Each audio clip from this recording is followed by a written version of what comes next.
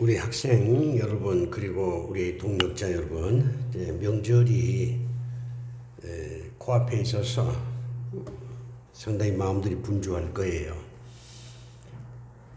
이런 가운데서도 이제 우리가 하나님께 예배드리는 즐거움을 누릴 수 있기를 바라고, 또 여러분들 가족이나 또 섬기는 교회 교인들 모두 이 추석 연휴를 통해서 행복을 체험할 수 있는 그런 그 즐거운 연휴가 될 수 있기를 바랍니다.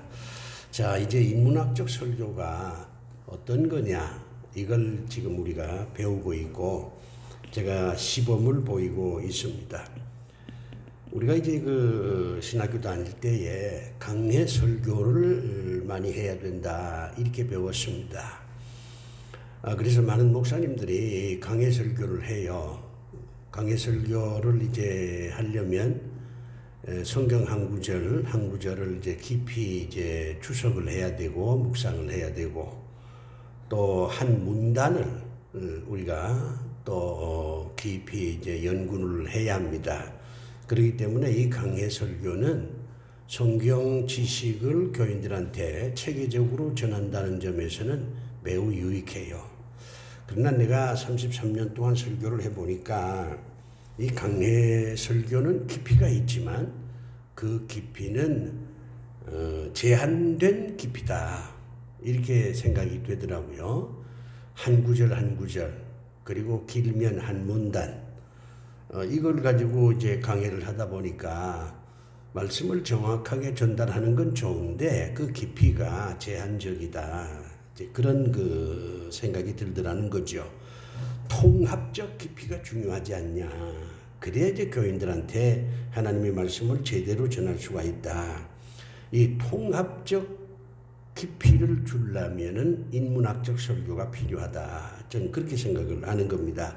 특히 성경에 나와 있는 여러 인물들에 대한 설교를 할 때는 그 인물에 대한 어떤 그 토막토막, 그 인물의 삶을 기록해 놓은 한 문단, 이거 가지고는 그 인물에 대한 통합적인 그 교훈 메시지를 찾아내기가 굉장히 어렵습니다.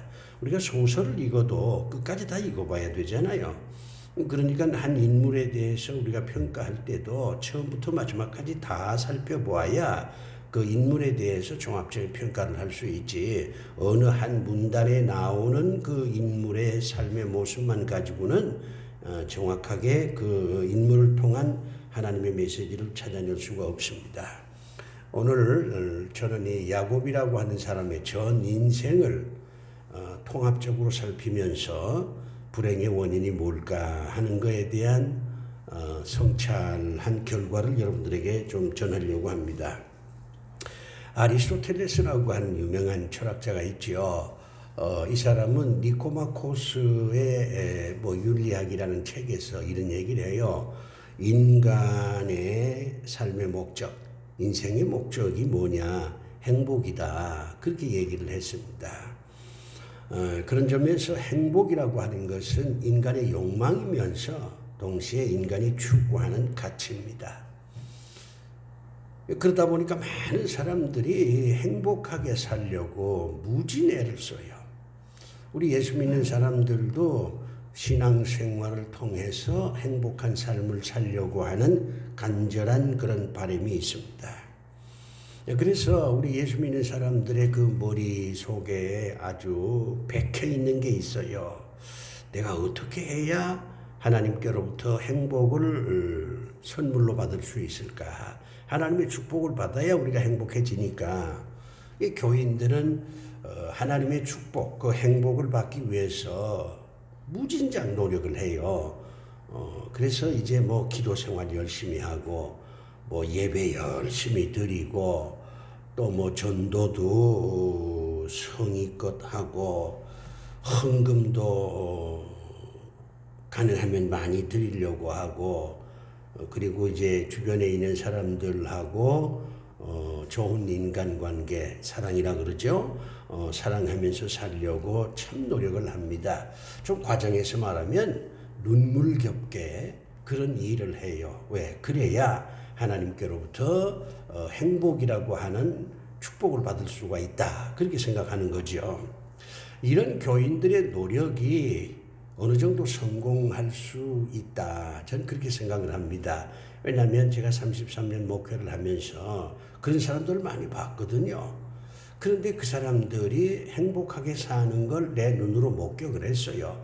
그러니까 기도하고 예배 잘 드리고 헌금 생활 성실하게 하고 이웃 사랑하고 그렇게 살면 하나님께로부터 행복을 선물로 받을 수 있다. 이 점은 분명합니다. 그런데 놀라운 것은 반드시 그렇지 않다는 겁니다. 이게 목사로서 제가 고민했던 거예요. 내가 보기엔 새벽기도 열심히 나오고 헌금도 가난하지만 정성껏 하고 예배 잘 드리고 신앙적으로 보니까 뭐 흠잡을 데가 없어요. 그러면 하나님께로부터 행복이라고 하는 이 선물을 받을 만도 한데 그런데 그렇지가 않다 그 말이에요. 불행하게 평생을 살다가 세상을 떠나는 그런 교인들도 많이 보았습니다. 그래서 제가 이제 고민하게 된 거죠. 왜 이런 일들이 벌어질까? 그러면서 성경에 나와 있는 여러 인물들을 통합적으로 이렇게 살펴보니까 해답을 얻게 됐어요. 그건 뭐냐면 삶의 방식이 잘못됐다는 겁니다. 기도 열심히 하고 헌금 잘하고 전도하고 예배 잘 드리고 그야말로 신앙생활 거의 완벽에 가깝게 그렇게 신앙생활을 했는데도 불구하고 불행하게 살다가 세상 떠나는 분들이 많아요.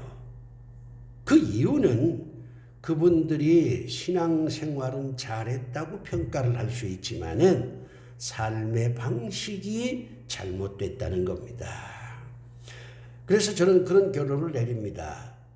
삶의 방법이 잘못되면 아무리 기도 열심히 하고 예배 잘 드리고 외형적인 신앙생활을 잘했다고 하더라도 그 사람은 불행하게 된다.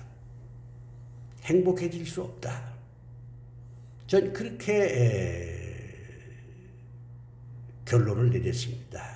오늘 야곱이라고 하는 사람을 통해서 그걸 제가 증명해 보이려고 하는 겁니다. 여러분 야곱이 어떤 사람이에요? 이 사람은 태어날 때부터 선택받은 사람입니다. 어머니 뱃속에서 이게 쌍둥이잖아요. 그런데 하나님께서 형 에서를 선택하지 않고 야곱을 선택했습니다. 어머니 뱃속에 있을 때부터 이미 야곱은 하나님께로부터 선택받은 사람이에요. 그리고 족장입니다. 파스칼은 자기의 신앙을 이렇게 고백을 했어요. 아브라함의 하나님, 이삭의 하나님, 야곱의 하나님은 나의 하나님이시다. 이게 팡세를 쓴 그 프랑스의 유명한 철학자의 신앙 고백이에요. 족장이기 때문에 야곱의 하나님이 나의 하나님이다. 파스칼이 그렇게 고백을 했습니다. 대단한 사람이에요. 그리고 아주 좋은 부모 밑에서 자랐습니다. 야곱의 아버지가 누굽니까? 이삭이에요. 야곱의 어머니가 누굽니까? 리브가입니다. 이 리브가는 아브라함이 선택한 며느리였어요. 좋은 아버지, 좋은 어머니 밑에서 자랐습니다.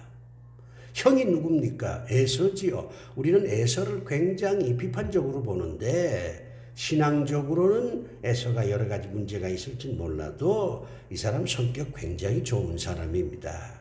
야곱보다 훨씬 성실한 사람이에요. 좋은 형이 있었습니다. 이렇게 가정이 그야말로 완벽한 가정이었어요. 게다가 이 사람은 남자로서의 로망을 실현한 사람입니다. 이 야곱이 사랑한 여자가 라헬이잖아요.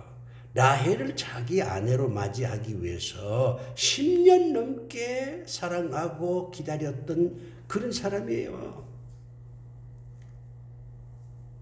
그리고 두 사람의 첩도 있고 성경을 보니까 아내가 둘, 첩이 둘이잖아요. 오늘 우리 사회에서는 이게 용납될 수 없는 거지만 옛날 일부 다처 시대에는 뭐 충분히 이게 가능하고 그게 그 당시 남자들의 로망이었어요. 아들만 12를 낳았어요.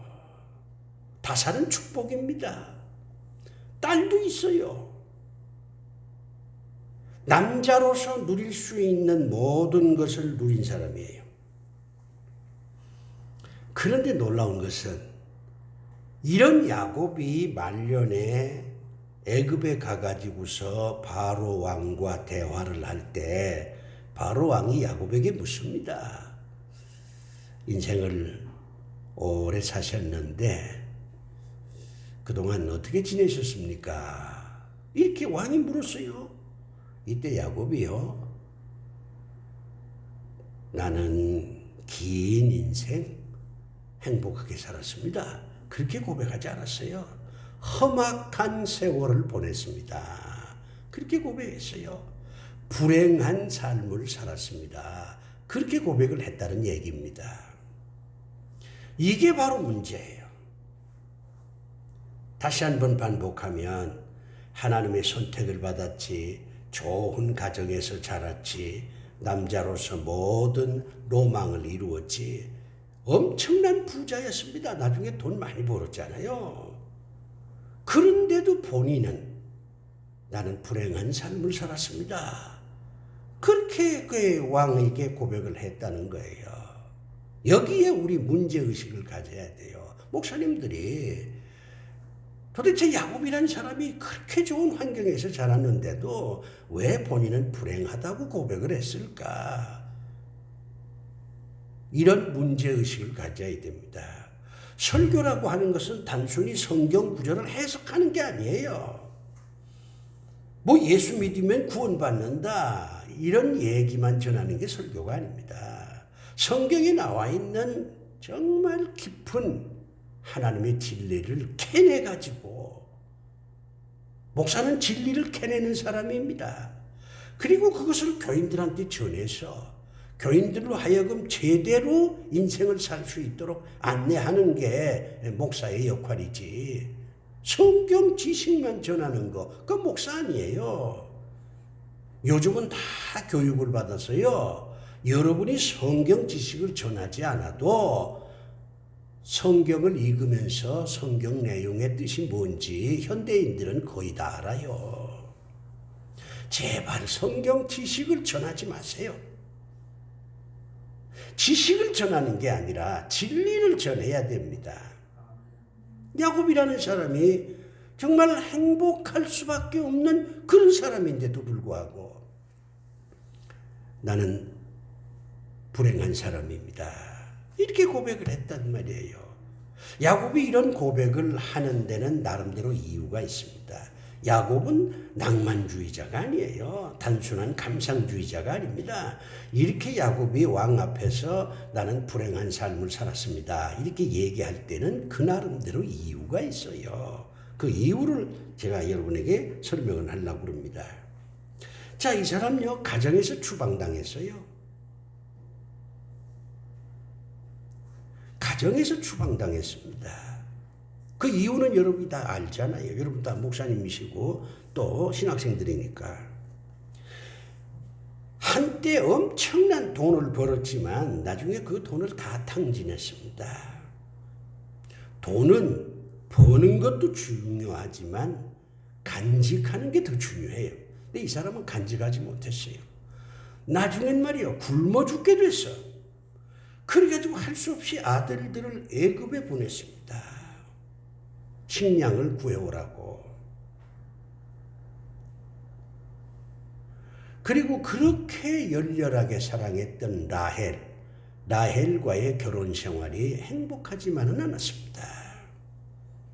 사랑과 결혼은 별개일 수가 있어요. 사랑하는 사람하고 결혼하면 다 그 결혼이 행복해진다? 이거는요, 하나의 원칙적인 얘기지. 정말 뭐 결혼하기 전에는 서로 사랑했지만 결혼하고 난 다음에 현실로 돌아가니까 티격태격하는 부부들이 얼마나 많아요. 라헬하고 부부싸움 많이 했어요. 야곱이 라헬에게 화도 많이 냅니다. 그리고 자식을 그렇게 많이 낳았는데 자식들 간에 화목하지 못했어요. 아들이 12명이나 되는데 이게 한 마음이 아니야. 자식들이 서로 시기하고 질투하고 그래서 요셉을 노예로 팔아 치웠잖아요. 누가? 형들이. 딸 하나 있었는데 이건 또 천방지축이야. 결국에는 성폭행을 당하잖아요.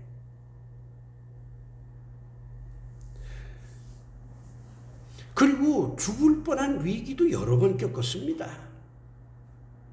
이렇게 자신의 인생을 돌아볼 때 이 야곱이라는 사람이 나는 험악한 삶을 살았습니다. 나는 불행한 사람입니다. 이렇게 고백을 했다는 거예요. 충분히 이해가 되지요.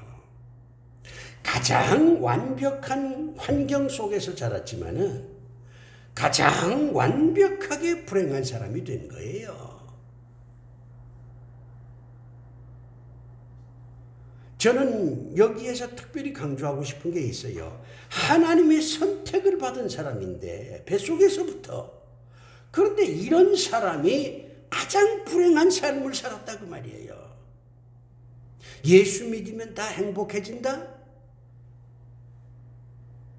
행복할 수 있죠. 그러나 반드시 그렇지 않습니다. 그렇기 때문에 우리는 이 야곱의 삶을 통해서 아무리 신앙생활을 잘하고 하나님께로부터 선택을 받았다 할지라도 삶의 방식이 잘못되면 그 사람은 불행한 삶을 살 수밖에 없다 하는 이 성경의 메시지를 우리는 깊이 새겨들어야 합니다. 야곱이 잘못된 삶의 방식을 가지고 있었어요. 성경을 보면 오늘 본문 내용을 우리가 쭉 묵상해 보면 본문이 길어서 제가 본문 내용을 일일이 설명하지 않습니다. 뭐 여러분 다 아는 성경 구절이잖아요. 야곱이 비록 선택받은 사람이었고 완벽한 환경 속에서 자랐지만은 그가 불행할 수밖에 없었던 것은 삶의 방식이 잘못됐다는 겁니다. 첫 번째 잘못은 뭐냐면 잘못된 가족 관계입니다. 여러분 이 가족이라고 하는 것은 그냥 정말 하나님께서 우리에게 주신 귀한 축복이잖아요. 가족은요 사랑해야지 서로 이용하면 안 됩니다.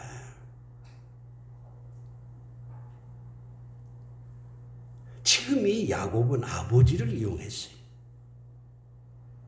형을 이용했어. 자기 이익을 챙기기 위해서. 어머니까지 이용했습니다. 오늘 읽은 성경 보니까 어머니는 야곱 편이잖아요. 그러면 야곱이 제대로 된 삶의 방식을 가졌다면 어머니가 자기를 사랑하면 엄마 나만 사랑하면 안 돼. 형도 좀 사랑해 줘야지. 응? 나한테만 맛있는 거 주면 안 돼. 형한테도 좀 놀아줘야지. 그래야 될 거 아니에요. 근데 어머니가 자기를 사랑하니까 그 사랑을 독차지하려고 했습니다.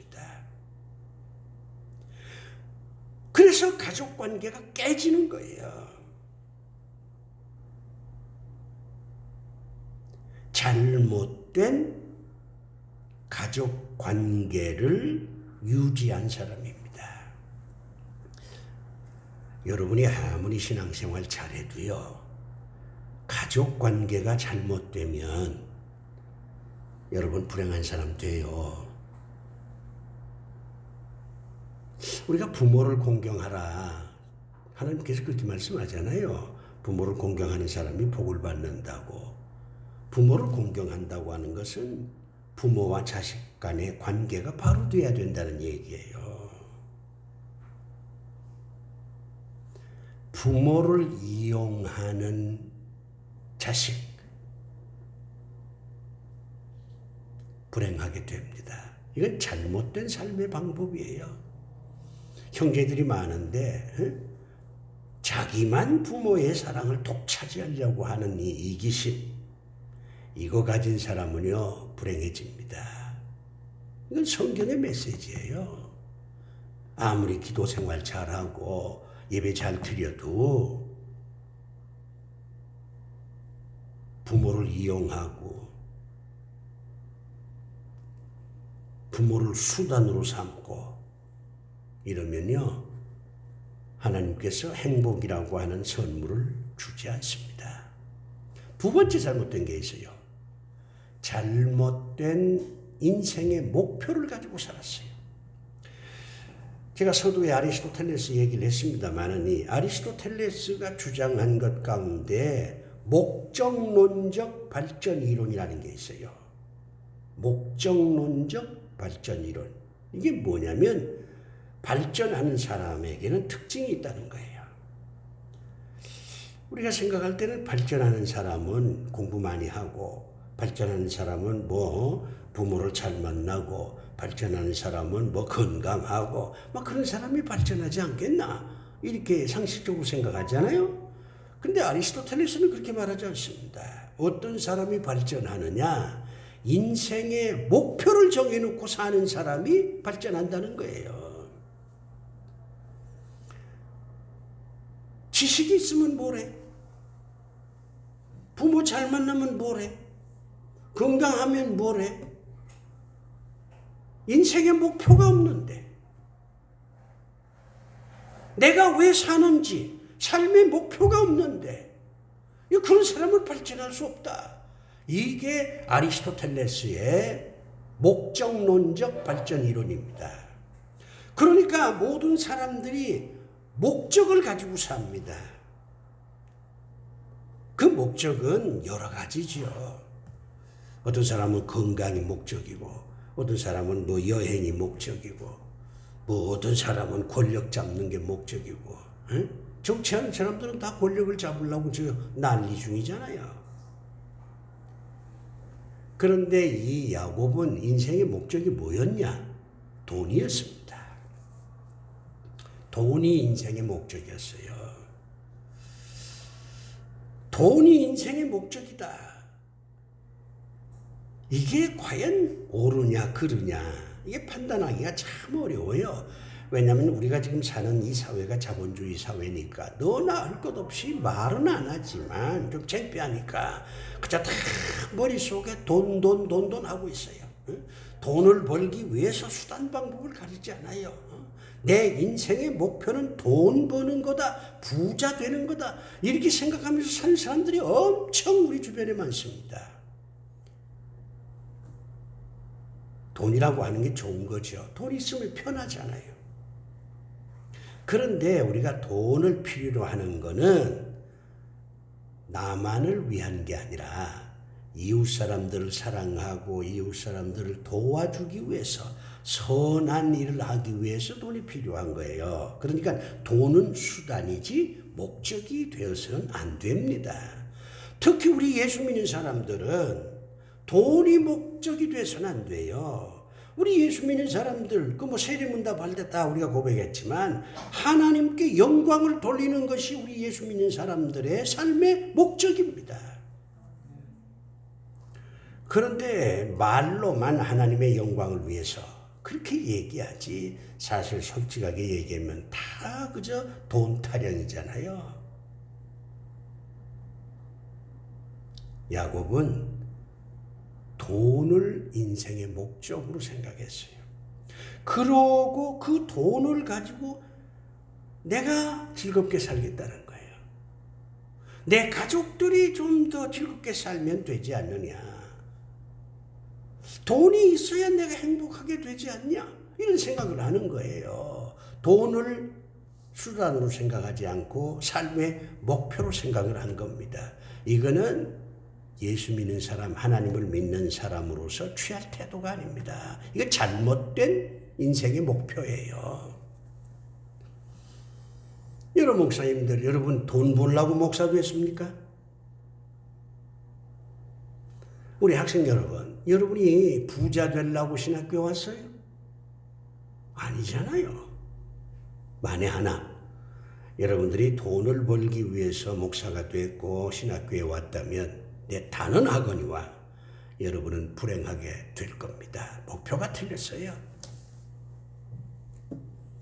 돈은 그냥 하나님이 주시면 그냥 은혜로 우리가 받는 거지 그걸 목표로 살아서는 안 됩니다. 그 다음에 세 번째, 이 야곱은요 잘못된 방법을 선택했어요. 방법이 참 중요합니다. 방법을 모르면 여러 가지 문제가 생겨요. 자, 부산으로 가야 되는데 부산 가는 방법이 여러 가지가 있잖아요.